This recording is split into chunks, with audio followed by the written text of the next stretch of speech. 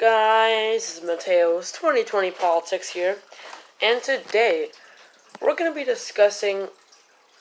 Well, first of all, I just want to announce that I'm going to be making two videos today because I didn't make one up yesterday, and I didn't make one video yesterday, and I told you that my policy is that if I don't make a video one day, I'll make two videos the next day or two videos the day before, so I can make up for that lost video.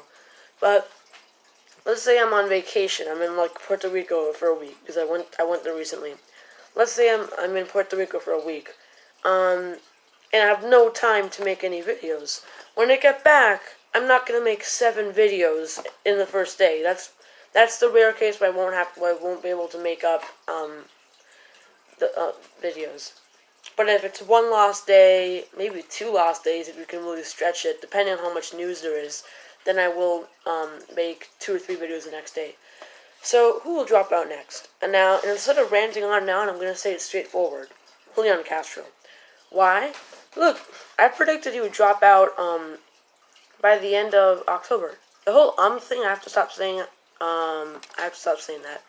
But anyway, I predicted he would drop out in late October because he wouldn't be able to get to the $800,000 threshold, which he needed to stay in the debate.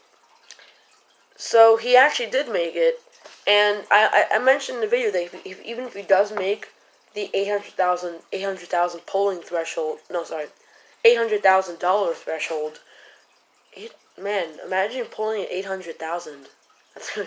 That's pretty insane. If he did make that threshold and he stayed in the race, then he also said that he would drop out if he didn't make it to the 5th debate. Now, has he qualified for the 5th debate? No, he isn't even close. So he got the donor threshold, which is 165,000 individual donors. But there are 2 other thresholds. There are 2 other thresholds, and he has to get one of them, just one. Here are the 2 other thresholds: getting 3% in 4 polls and 5%. Okay, specifically, 3% in 4 national polls, and then 5% in 2 early state polls. What do they mean by early state? They mean Iowa, New Hampshire, Nevada, and South Carolina. Basically all the February states. So, he did get the donor threshold, and that is something he actually has a strength with. He always gets the donor threshold first. But how many polls has he received for the national criteria? 0. How many polls has he met for the state criteria? None. 0. And so we only have less than 2 weeks, and he's not going to make it. He just has 1 week and 2 days, because on the 14th, he's going to qualify. On the 14th, all the candidates who have qualified are going to be the only candidates to have qualified. No other exceptions. It's a deadline. So he's not even close to qualifying, and there are only a couple weeks left, and the qualification process for the 5th debate started a good month ago. So we're really almost to the end of it, and he hasn't reached a single poll. Does it mean he's weak? No, he's just kind of a middle. I described him as a 4th tier candidate out of 5 tiers, so he isn't necessarily doing badly.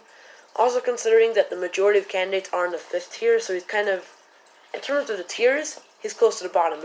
But comparing him to the rest of the candidates, he's kind of right in the middle, because most candidates are in the 5th tier. So another reminder: 1st tier, Biden, Warren, Sanders, basically the people who can actually win. 2nd tier, Harris and Buttigieg, which is basically what I would describe as 3% to 10% around there. That's them.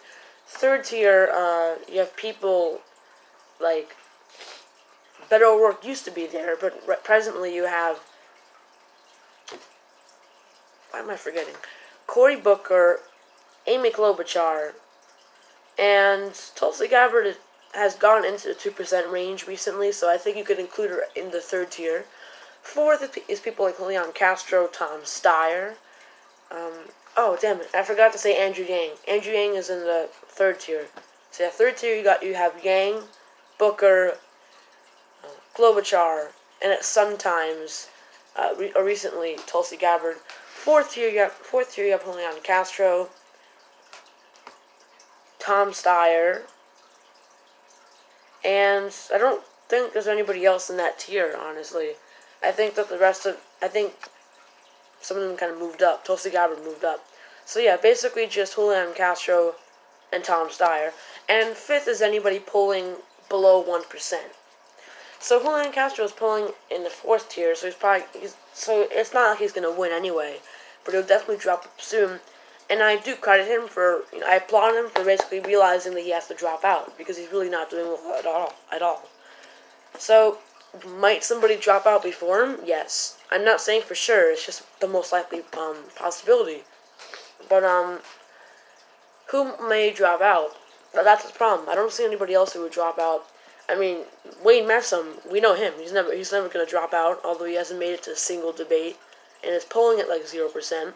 He got taken off of the RCP average because he doesn't really. He's not even considered a major candidate because of how low he polls. Joe Sestak is just the same as him, except a bit more interesting of a background because he served in the military. That's it. And then with Michael Bennett, Steve Bullock, and Marianne Williamson, there's no real sign of them having to bite the dust soon. There's no real sign of them having to drop out. They aren't even looking like they're going to. And with John Delaney, he has insisted he's going to stay around until New Hampshire. And he believes he can win Iowa and New Hampshire, which is a bit crazy if you ask me. So, the other video I'll be releasing today is called Who Has Qualified for the Next Two Debates. Two debates. AKA the 5th and 6th debate. So, moral of this video, most likely Julian Castro is going to drop out. But somebody else might drop out before him. It's just he's the most likely possibility to drop out. Thank you for watching this video, and bye.